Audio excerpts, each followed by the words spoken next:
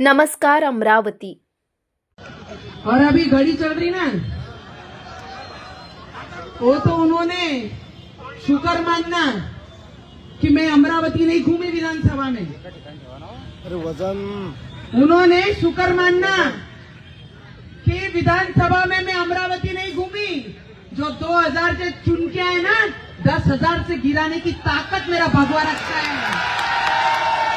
वो मुझे क्या ईमानदारी सिखाएंगे, जिनको लोकसभा में उनका फोटो मेरे मोदी जी के बैनर पे चलता नहीं था।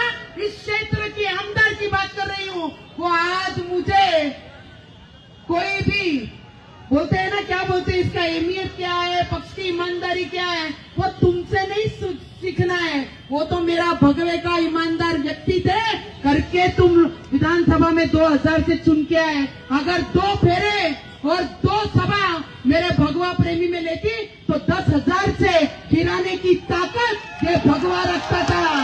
याद रखना।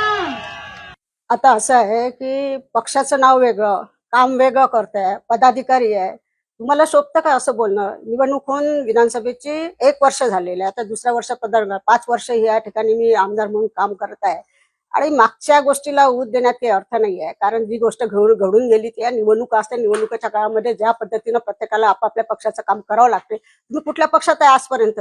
एका कुटुंबातच 2 जण 2 पक्षात काम करताय. त्या ठिकाणी असणाऱ्या या ठिकाणी महानगरपालिकेची महत्वाची निवडणूक आहे, सहकार्याची निवडणूक आहे, त्याच्या पाठीशी आपण ताकदीने उभं राहिलं पाहिजे. आणि या ठिकाणी ह्या दाम्पत्य आपण बघताय की बायको वेगळ्या पक्षाचं काम करते, नवरा वेगळ्या पक्षाचं काम करते. ज्या ठिकाणी असणाऱ्या आपण ज्या पक्षाच्या नेते म्हणून काम करतात, मुख्यमंत्र्याच्या बाजूला उभं राहून या ठिकाणी प्रचार करतात आणि त्याच ठिकाणी जाऊन त्याच इथे आपला नवऱ्याच्या पक्षाचा उमेदवाराचा प्रचार करता, तिथे सभेला जात नाही.